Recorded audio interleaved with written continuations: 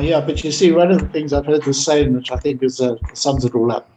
Cuba's a good place to be if you're poor, not such a good place to be if you want to be rich.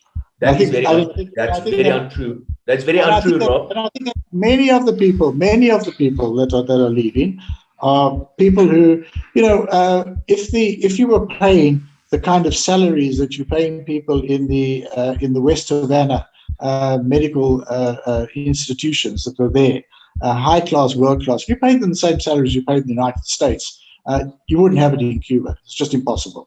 And those people, those kind of people, are able to earn much more if they ended up in the United States.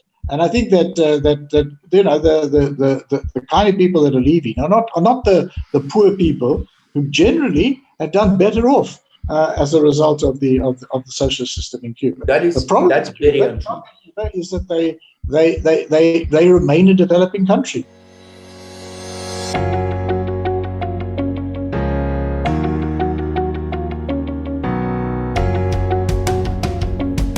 Hello, my name is Donald, and welcome to WorldView. At WorldView, we explore everyone's perspectives on all things that can broaden our worldview.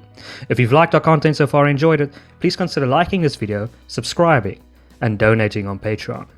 Today's debate, we will focus on communism versus capitalism. Does South Africa need more state intervention or less? Taking the pro side aside for capitalism is Dawie Roodt from the Efficient Group. Hello, Donald. And for the con side, the side arguing for communism, we have Rob Davies, the former Minister of Trade and Industry, who released a new book, Towards a New Deal, and is a former member, a current member of the Central Committee of the Communist Party.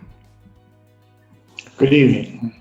So, Dawie, Ronald Reagan famously said, "Government is not the solution to our problem. Government is the problem." Do you agree or disagree with that statement, and how would you apply it in a South African context? Yeah, thank you very much, and good evening also to you, Rob. It's very nice to share this platform with you. I think we have to make a distinction here between two things. You in your introduction, you mentioned that I am on the side of the capitalists. No, I have to disagree a little bit if you call me a capitalist, because that is a term that was invented by Karl Marx, if I'm not mistaken. And I think a capitalist is a person with a lot of capital. I would prefer if you refer to me as somebody that believes in free markets or believes in private individual freedom kind of thing. And the opposite side, you have state intervention where politicians tell you what to do. But coming back to your Ronald Reagan reference, and certainly I think we have to also understand in the South African context is that there are two things. And I think this debate tonight is probably going to be about ideology. The debate is about the ideology of the individual freedom versus non-individual freedom, or then communism. But we also have to understand that in the case of South Africa, that we have an exceptionally corrupt and incompetent government. And I think we have to make a distinction between the ideology and the quality of government as well. It is quite possible that you can have a government that is a communist government that is far more efficient than a South African government, as an example. That doesn't mean necessarily communism is good or bad. And I think the point I'm trying to make is that the jockey is very important. It's not only the horse, the ideology, but it's also important to use the actual jockey here. So we have to make a distinction there. And if we talk about South Africa, it is a disaster, the government that we have in South Africa, primarily because of the horrible jockey that we have in South Africa, although the ideology is completely wrong as well. So yes, coming back to Ronald Reagan, I must, broadly speaking, certainly agree with him. We have, in the case of South Africa, we have a completely wrong ideology. And we have, on top of that, we have an exceptionally incompetent government as well. So which is the most damaging part of government? I would guess that it is the incompetence and the corrupt government that's probably causing far more damage to the South African economy than the ideology itself. But I guess tonight is more about the ideology than anything else. So, Rob, is government the problem? Well, I disagree with the statement of Ronald Reagan, and I think that actually the neoliberal reforms that he championed didn't actually see government really declining in its importance, but actually government played a different role. And I think the real question is not the size of the government or the extent of public ownership. It is the direction of government policy that is important. And I think that the evidence around the world, and we'll come to that in some of the later questions, is that those developing countries that have succeeded in transforming themselves into developed countries or emerging markets have all passed through a stage of industrialization in which the state has played a leading role, and the developmental state has been critical to the developmental efforts of those countries. And so I think that we need, in South Africa, as in other developing countries, a developmental state following a developmental strategy. Now, I would agree with Dawie that the aim and objective of trying to create that, which has been defined by the liberation movement for some time, has been blown off course by corruption, looting, and state capture. And so instead of building a capable developmental state, we have destroyed a number of the institutions that ought to be part of this process through corruption. I don't believe that the solution for South Africa is that that means we just abandon any kind of developmental role for the state. That would be, I think, to set us back. What we need to do is we need to structure and create a more efficient and effective developmental state. That's the direction forward. Otherwise, I think we will be at the hands and the tyranny of the market. And the tyranny of the market is that those who have market power, those who have wealth and resources, will determine the outcomes. And those that do not, the poor and the working people, will be the ones who will lose out. But I think, okay, so yeah, Dawie. Yeah, okay, well, we can talk about the tyranny of the state as well. And South Africa is an excellent example of that. And it's not only the past 10 years or the Zuma years that led to all this destruction happening in the South African economy. It happened before that as well. But maybe a good starting point will be to ask the question, so what is the role of the state? And now, since Rob is defending the communist side and I'm defending the opposite side, I think from my point of view, the most important primary function of the state is to protect people and to protect their stuff. And there, the South African government has been a complete and a total disaster. For example, a very good one is that one of the we can debate whether the state should be involved in things like, for example, infrastructural development or involved in education or health services and so on. But everybody will probably agree that the state's primary function is to protect people and to protect their stuff. Now, I can give you many examples. We've just heard, for instance, that Rio Tinto decided to stop the operations in the northern KZN because the state is not doing what's supposed to be doing, and that's to protect your investments and to protect even the lives of people. So I would argue that the primary function for the state, you can include developmental stuff maybe a bit later, and we can talk about that, but the primary function of the state is certainly protection, and they can't even get that right. So I can't see in South Africa how we can have a developmental state that gets involved in all sort of stuff like education or some sort of industries or picking winners in the economy if they can't even do the basic stuff, and that is to protect people and to protect people's stuff. So yeah, I think we should perhaps avoid corruption, because I think obviously you both agree that that's not to it's depriving us of the state that we need. But I think Dawie would agree that socialism and communism basically goes hand in hand with corruption. That if the state grows bigger and bigger, corruption will increase. So that's usually the case, yes. So socialism, communism is part of the problem, and we can't have an efficient government with it.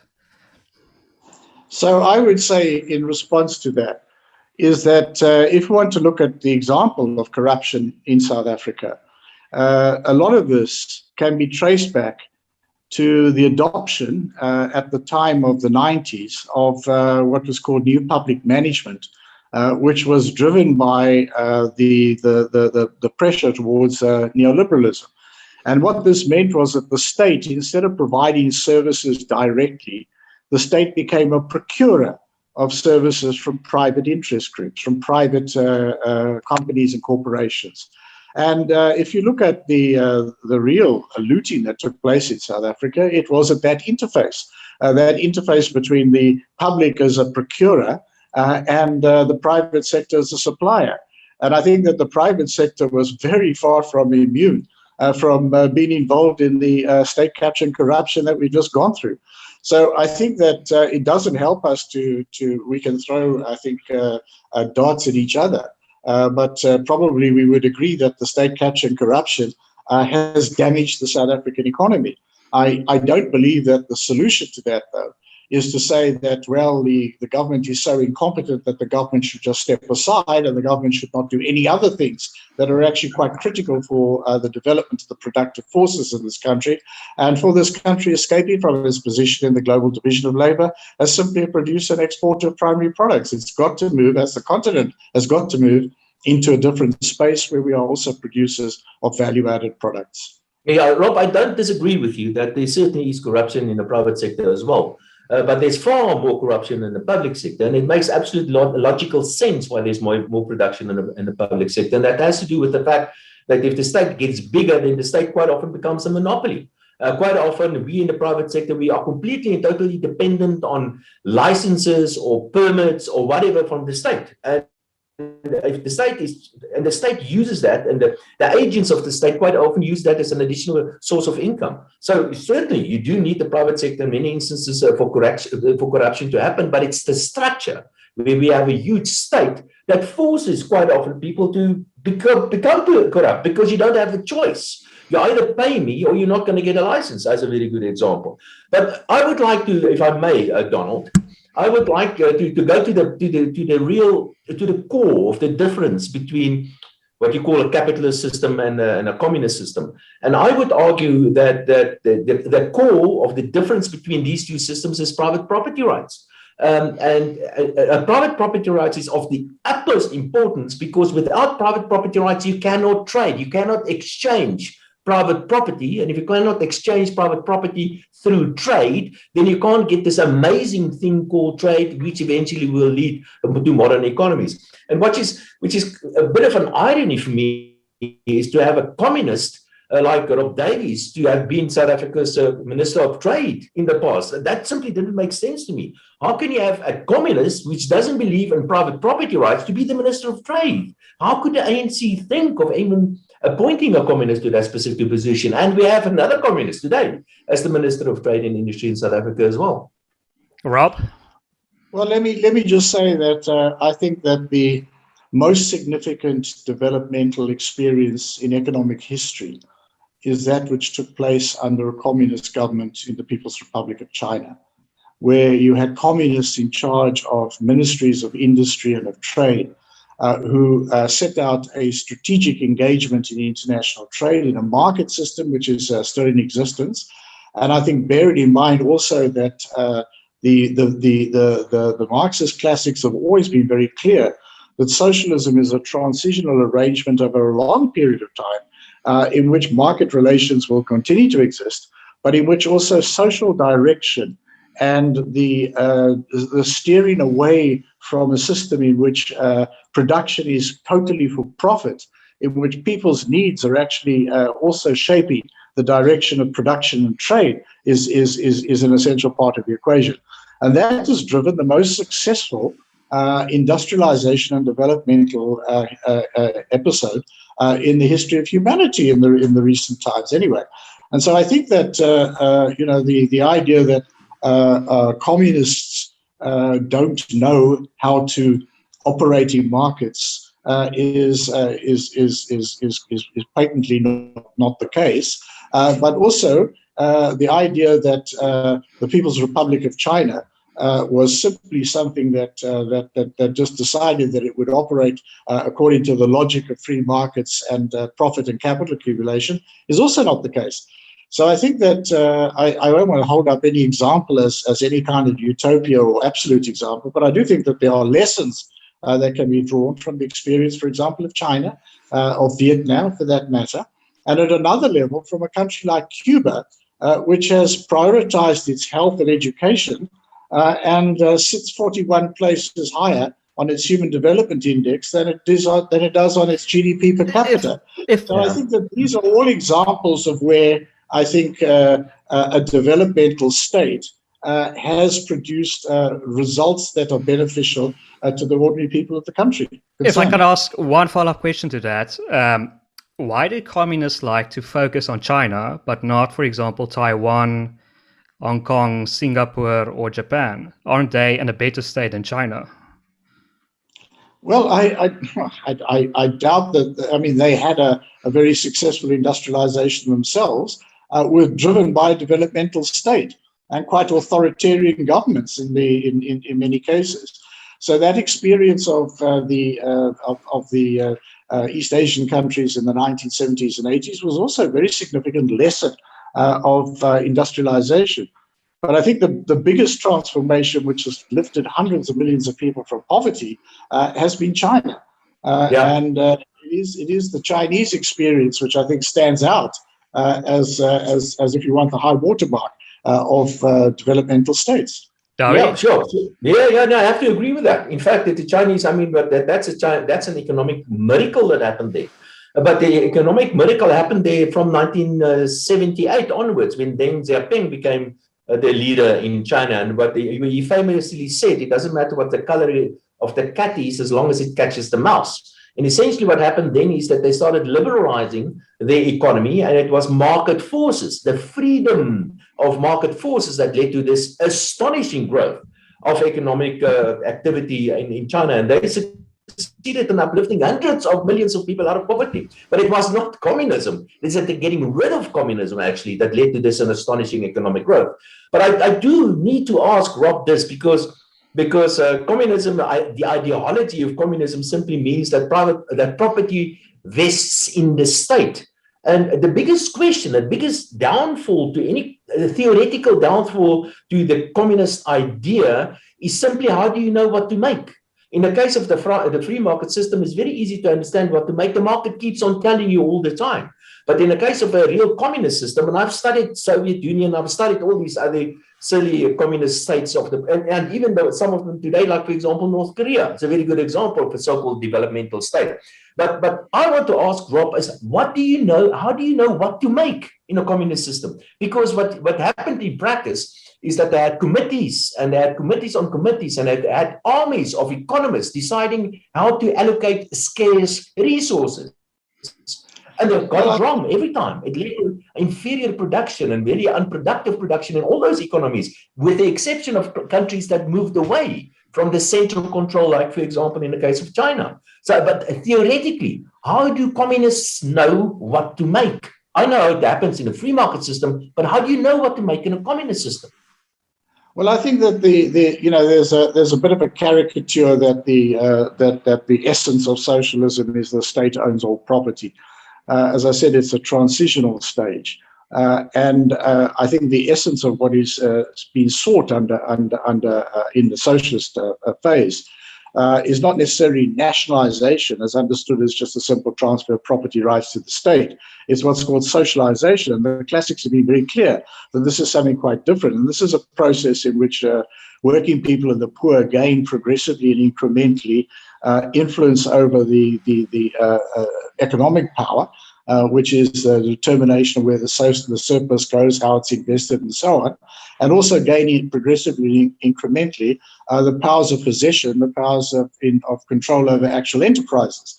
And I think that the Soviet system had its weaknesses, and it collapsed. In the SACP and Joe Slovo onwards, we've looked at that, and we've said this is not what we're seeking to create in South Africa. So I think that what we would have is a system in which there is still commodity production. There's production for exchange, and it can take place in a variety of forms of ownership of property. But the critical thing is that there will be a direction coming from a state, which has to be a democratically entrenched state, and not I would not for 1 second want to hold out North Korea as any example, but it would have to be a state that's responding to the needs and aspirations of people, and which directs production, consumption, and in particular development. Because if we don't have that, I think that market mechanisms on their own tend to reproduce the relations of power relations, in which those who have the wealth have got the influence, and the others have little influence. And it's an unelected group of people who own wealth who actually determine most of the policy outcomes. And I think that what is particularly clear about China is, although, yes, it did mean a departure from some of the Soviet-style policies that they had in the past, it did not embrace the kind of neoliberal policy perspectives that were advocated at the time by the United States. So in the 1980s, 1990s, we were all told that the great question had been solved and that free market capitalism a la the United States was the only form of civilization that could take place. Well, that argument is looking rather thin right now, where we have growing inequality, where we have all the developing countries that have followed the neoliberal playbook have basically stayed where they ever were. And the only few exceptions, those who have industrialized, have manifestly not followed that playbook. They didn't allow their banks to become traders in paper and financialized institutions. They had an active industrial policy that sought to shape the direction of development. And so I think that's the lesson of economic history for me.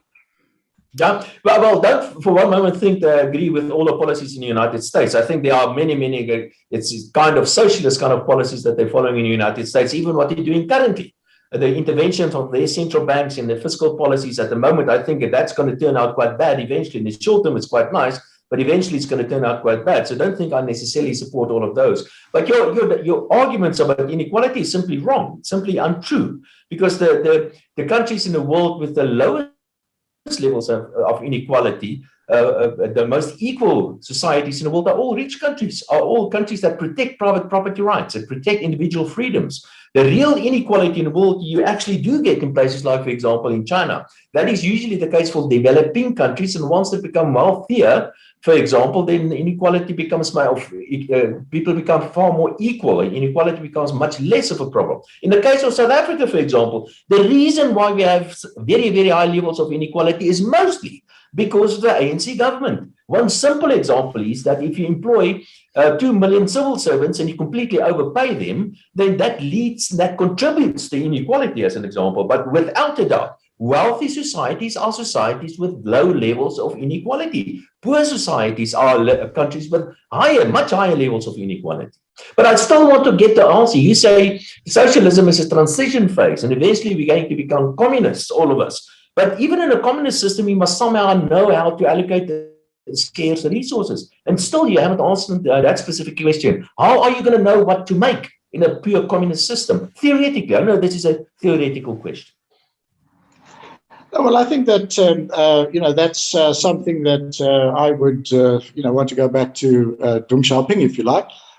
We will observe. We will cross the river, following the stepping stones. We will learn as we do.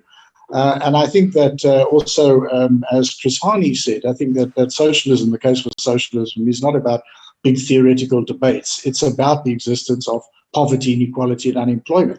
I want to say to Dawie that I think that the societies in the world that are the most unequal are actually countries like ours, which are the sort of semi-peripheral or emerging markets, us, Brazil, and other countries like us, where we have actually a sort of Western enclave stuck in amongst the sea of underdevelopment, and so much poorer countries are more equal, and it's that inequality between the rich world and the poorest of the world that is the biggest. I mean, this is the situation where we have a few $100 billionaires who have as much wealth as the bottom half of the world.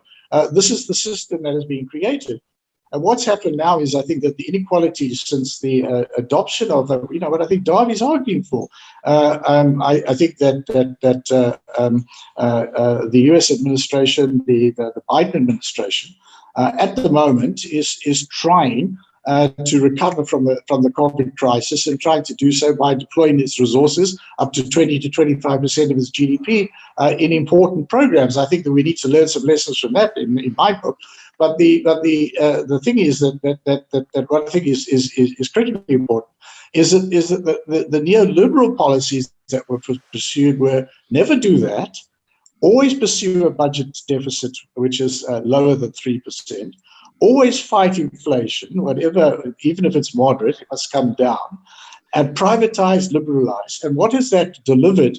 That has delivered a world of growing inequality in which the salaries and wages of working people across the world, the developing country, have gone down, in which monopoly conduct has become rampant, and in which profits for monopoly corporations have gone up considerably, and there are figures that have been done by UNCTAD and others that show this. That I think that this inequality now is leading to situations where, you know, we grant massive intellectual property rights, which are a monopoly, in the name of allowing people to innovate and produce things that we need, but have reached much beyond this, and this is allowing all kinds of monopoly conduct that's creating, for example, vaccine apartheid across the world. So I think that this is the world that's being created by the sort of neoliberal policies that I think Dawie is advocating. Yeah, but if I use your definitions for so-called neoliberal policies, where you say things like, for example, you mentioned inflation, you mentioned fiscal policy, monetary policy, and fiscal policy, and the way that is conducted in a neoliberal kind of fashion, then we haven't had neoliberalism in the world for at least the past 10 years. You can simply look at the fiscal debt levels internationally. Fiscal debt levels are the highest, in many cases, the highest ever.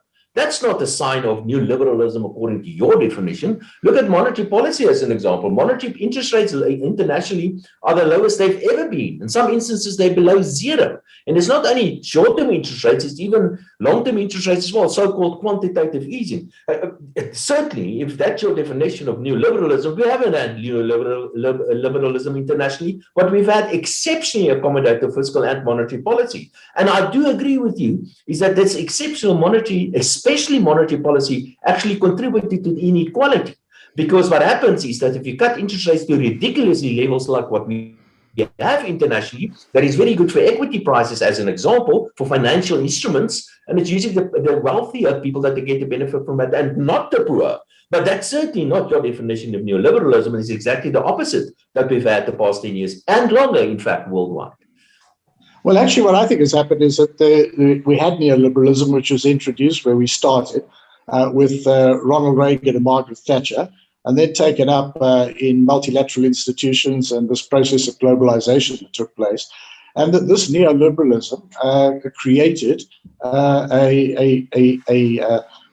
the deregulation of the financial systems, it created financialization, ballooning financial systems, financial systems that were not providing capital for investment in productive economies, but which were creating derivatives and securities and were trading paper, and a highly speculative economy entered into a massive crisis a bit more than 10 years ago.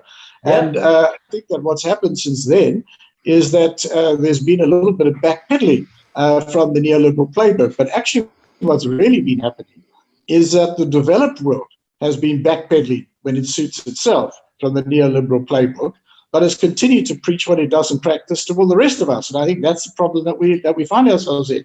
So I don't think that the solution to the crisis that we're in now, the crisis of COVID, the looming crisis of climate change, that is not to try to go back to a system which patently didn't work from the 90s until the 2008 Great Recession. We actually need to find a way out of this that eventually allows developing countries in the African continent and elsewhere to find their place as in higher value-added activities. If we don't, as we go through things like the fourth industrial revolution, as we go into the lower carbon economy, if all we are going to be is the consumers of products produced elsewhere, I think that we are going to find ourselves in an even worse position than we're going to find than we already find ourselves in. And that's why we need a developmental state to lead a process of transformation, and also to address, I think, the fact that it's not that there's win-wins for everybody. And the playbook for neoliberalism was there, it was preached, it was practiced, it was enforced on many countries. And I don't think there's any case of any country that followed that playbook, any developing country that succeeded in transforming itself. But there are a couple of cases of developing countries which didn't follow the playbook and which did transform themselves. And I think that's an important lesson. Yeah. Well, Rob, you know, you were the minister in Zuma's cabinet for a couple of years, and I just did just a few Google searches today, on a couple of things that you were involved in. Like, for example, you were very much against capital inflows in South Africa. You were very much against foreigners investing in South Africa.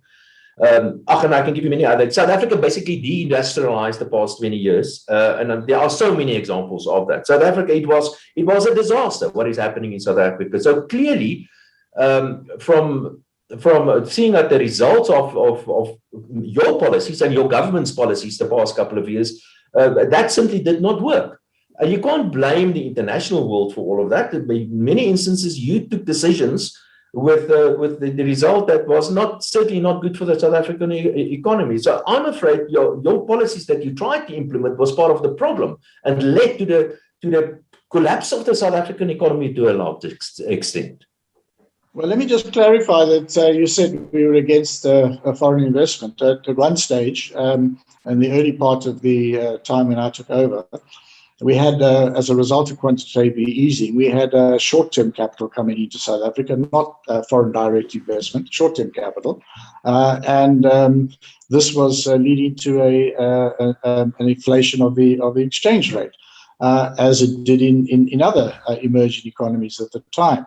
Now, one of the things that China did was they always kept their currency competitive. That was the way in which they managed to ensure that their exports were competitive and that there wasn't an over-penetration of their own domestic market. They did that. That's one of the complaints that the US and various others had against China, but that's what they did. They managed their currency. And I was basically arguing at that time that we needed to try to act to not allow ourselves to have an overvalued currency. Now, that's history because we certainly don't have an overvalued currency now. The other point I would make is that I've written about it in my book. I think we tried industrial policy.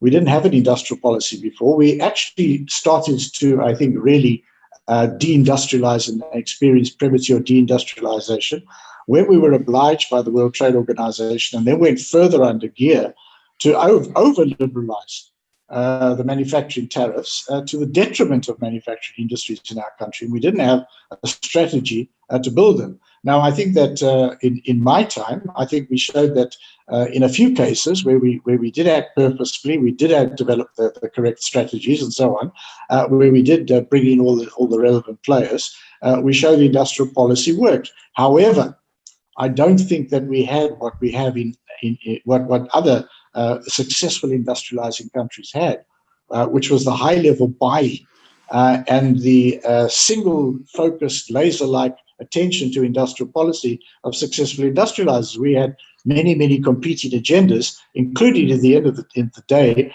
the agendas of state capture and corruption. So I was never happy to see the shenanigans going on in Eskom or Transnet because they meant higher prices for and unreliable supplies, but also localization, which I'm sure is a policy you don't support. Localization, where we said that the government would buy certain percentages from locally produced manufactured inputs into infrastructure programs.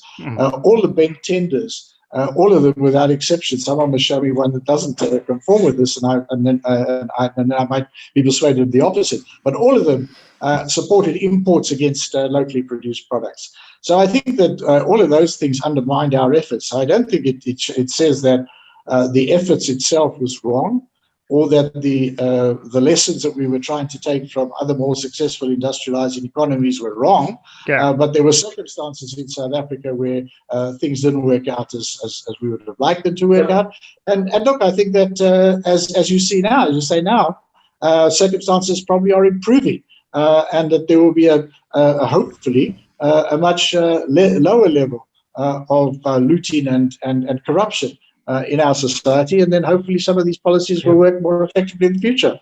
Yeah, just one or two comments on that. I can remember you were against the Walmart transaction as an example. You were against the Koreans buying a significant stake in Telkom.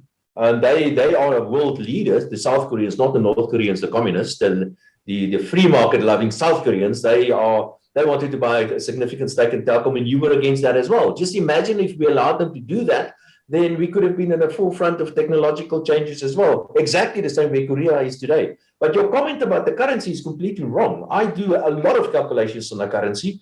And I can tell you the South African currency at the moment is a hugely undervalued currency. You don't need to undervalue the currency in order to be competitive internationally. In the case of South Africa, it's hugely undervalued the South African government, the South African currency, because some people simply do not have trust in the South African government. And you can see it not only in the currency, you can see it in the capital market interest rates as well. So no need to weaken the currency. The currency is very weak where it is at the moment. But I wasn't talking about now. I was talking about the years immediately after 2008, 2009, when everybody, including the IMF, said that the currency was overvalued by about 10 to 15%. And this was having a negative effect on exports of manufactured goods. And also we were starting to see imports of things that we never used to import before. So I think that's the point I was making there. Just to clarify, we weren't against the Walmart transaction. We wanted to set conditions that Walmart would have to procure some of the products that it was selling in its shops from local sources. That was the negotiation, the deal eventually that we struck with Walmart. I wasn't closely involved with the telecom issue, but that was a decision of a collective I was involved in, so I have to accept that responsibility. But that was the approach which we had. In other words, a country like Australia, all foreign investments have to go through a board which approves or disapproves them. They've hardly disapproved any, but most of the foreign investments that have come in have been set with one or other condition. That is speaking to the developmental path of Australia. And that was the approach that we were trying to adopt in the case of the Walmart transaction. I must, Donald, if I just can say something about Rob. Sure. And that is that I personally believe that he's. I think he's clean. I think he's a real ideologue. I think he's in his heart. You are a real communist, Rob. I really believe so, and I think you're a good person. People like you.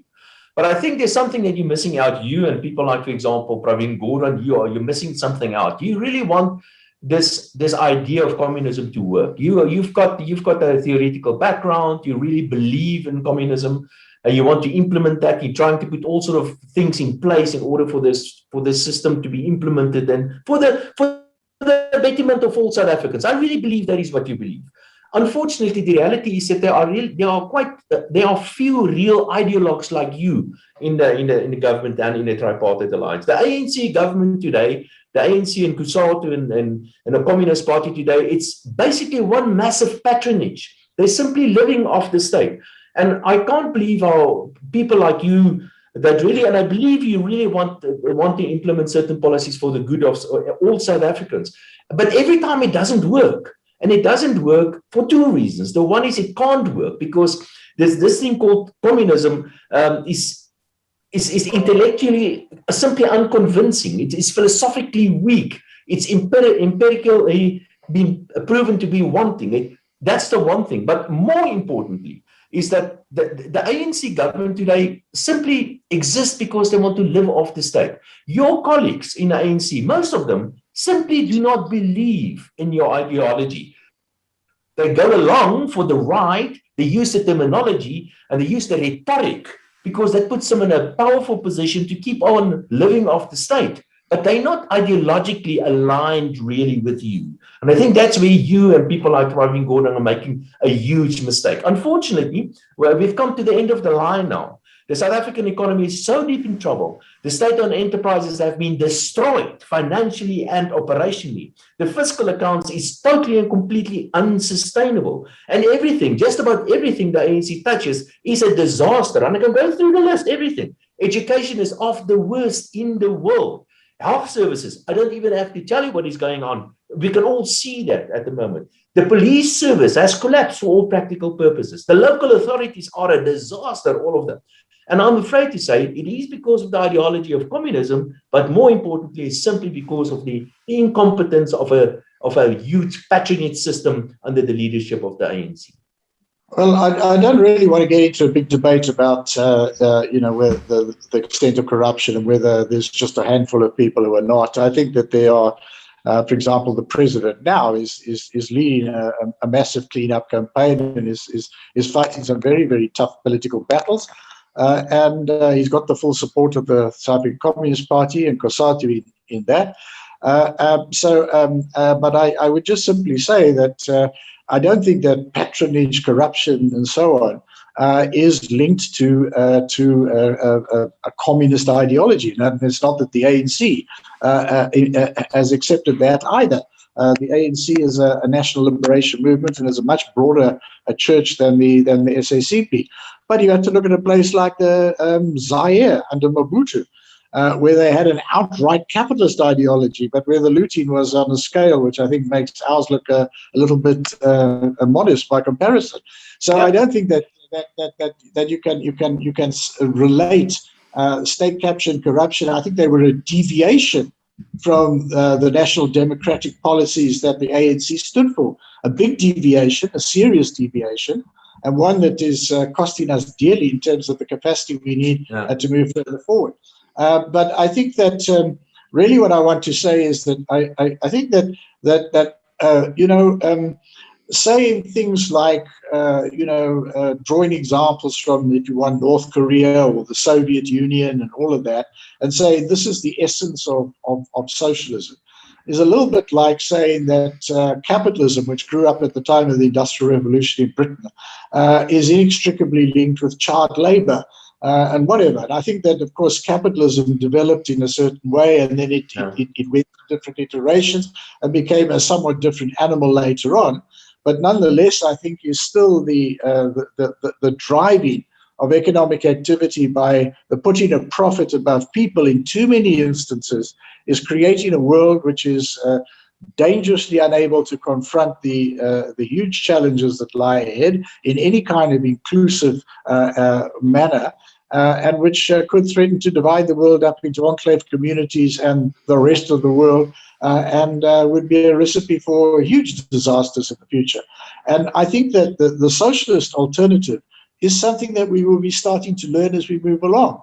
I'm not holding out as an example of everything that we should all be just copying China. But I do think that China has shown that a developmental state with the right disciplines attached to it, and with very serious anti-corruption elements built in. So if you want to say corruption is linked to communism, well, what about that? That they have succeeded in developing their country so that it is now becoming in a few years' time it'll be the largest economy in the world.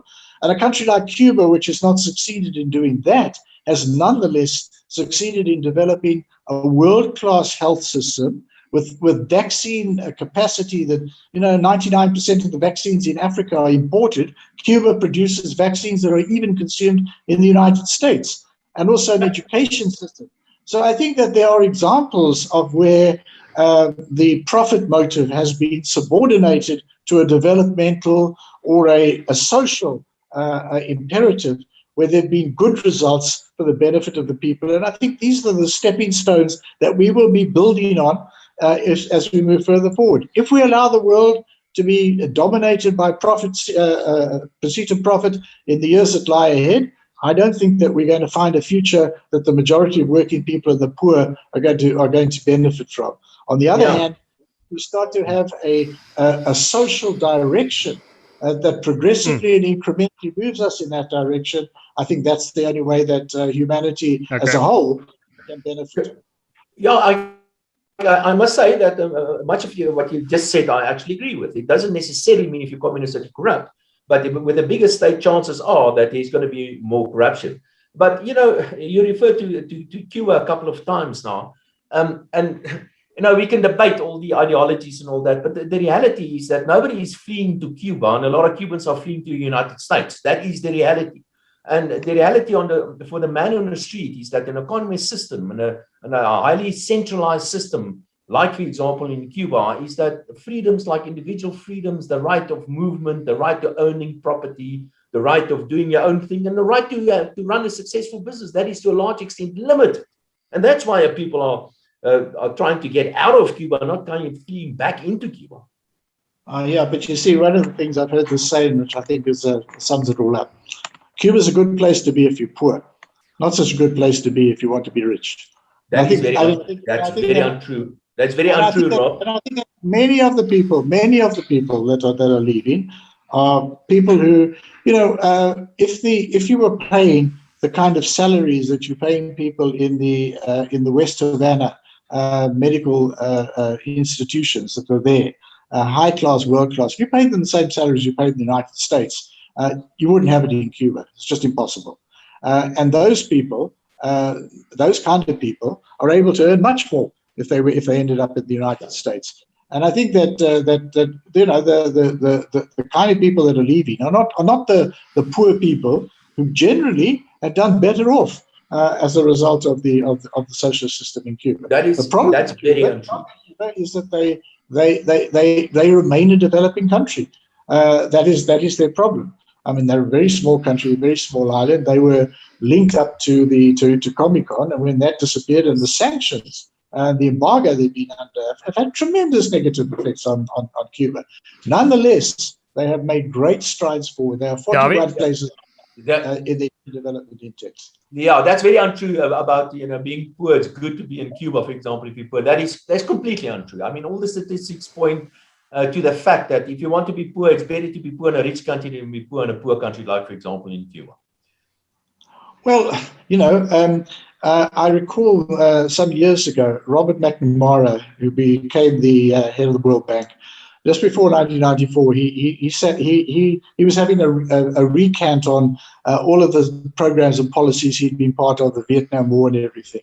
And he said at a meeting in South Africa, he said that there are poor people in Washington, D.C.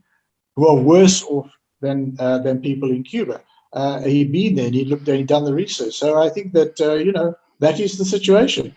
I don't think it's great to be a homeless, poor person in many parts of the United States. There you are. At least in Cuba, you'll get shelter and education and opportunities. Yeah, I think one of the problems here is we don't really have a communist in the traditional sense, and we don't really have a capitalist in the traditional sense. So we are nitpicking the data and we're arguing over small points. But I want to end on a more positive note on what would you both agree on. So for example, Dawie, would you agree on a universal basic income? Completely getting rid of the welfare state and just replacing it with a blank check every month or every year. Yeah, you will probably be surprised of my answer now, and that is a universal basic income grant, for example. I might actually accept something like that, but, and there's always a but, I believe that the individual should have freedom, and I believe that if I want to spend money on a poor person because I want to uplift that poor person, it is much better to give that poor person money and let that poor person take responsibility for spending the money on whatever he thinks is important for him. I shouldn't prescribe to a poor person, I think you must spend your money on A, B, and C. Give the money to him and he can spend it on whatever he wants to. So if we are talking about a basic income grant, I'm actually prepared to say, yes, let's see if we can give a basic income grant in South Africa, but then we have to take away the other grants. Then we have to take away the child support grant. We have to take away the old age grant. We have to stop spending money on education, for example, and on health services and stuff like that, but give people the money to spend it on health services or education, whatever they want to themselves.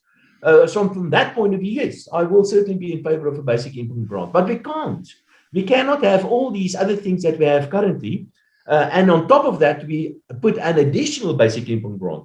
The reason is simply we can't afford it. I've just mentioned the fiscal accounts is in very deep trouble already. But apart from that, is that you're going to create such a huge dependency on the state, is that people will eventually stop working. And I've done all these kind of numbers, and I'm not against poor people getting wealthier and poor people trying to get a better life. That's exactly what they want in South Africa. But the social spending in South Africa is so huge already and so massively inefficient, is that the taxpayers simply cannot afford it anymore. So the basic income grant, you may be able to convince me it's a good idea, provided that we do A, B, and C, like I've said. And Rob, for example, let's say you get everything you want. You get nationalized healthcare, but why do we need a minister of health? Can't we delegate it to a provincial level or even a local level? Why do we need all these ministers? Can't we have a more federalist approach? Well, I think that we need a consistency across government in terms of all the kind of policies that we follow through. I mean, that I think is what is needed. If we have an infrastructure program, there must be the follow through in decisions taken at other levels of government and so on. So the more federalism you have, I think the less coherence you often have in policy direction. So I'm not in support generally of federalism, but of course you do need to have different levels of government delivering different kinds of services, but not in the sort of way that you have in Switzerland, where cantons can opt out of all kinds of policies and so on and so forth. I don't think we need to go there. Certainly not as a country, which still needs to develop.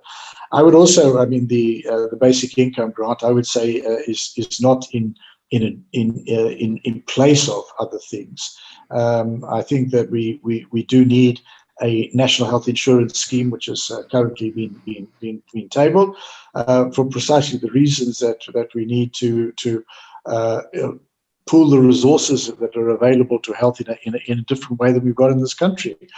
We've got about 15% of the population is consuming about 80% of the health resources, leaving 85% to consume the remaining 15%. And I think that is something that cannot continue, and we do need to move towards a unified healthcare system, as they have in other countries. Britain, for example, Canada. Dawie? No, Rob. But Rob, that's very untrue. What you're saying is that 15% that the poor gets on health services, as an example, that is paid by the so-called rich, by the taxpayer. So the taxpayer. What you would call the rich people in South Africa, they pay for their own health services and they pay for the health services of the poor in South Africa. And I can prove to you that we have the most redistributive fiscus in the world. But the good thing about having an incompetent government like what we have in South Africa is that they also cannot implement a bad idea. The NHI will not happen because we simply do not have the money. That's one. And simply because we don't have a government that's capable of implementing these sort of things. They've been trying for how many years now to make any progress in the NHI? They've made no progress, just about no progress. But Donald, the interesting thing about what I've picked up from you, Rob, and that is the difference between in communism, there are, of course, like in a free market system or in socialism or in all these different isms, there are different schools of thought, and so in communism as well. And what I've picked up from Rob is that he is a Leninist. You are not a Marxist, Rob, you are a Leninist. Karl Marx actually believed that the power should be with the people. And that's where the word Soviet comes from, because Soviet means local authority. I'm, by the way, married to a Russian girl, and I've been to Russia many times. And that's what Karl Marx said, that the power must be with the people, as close as possible to the people. The power must be with the Soviet, the local authority.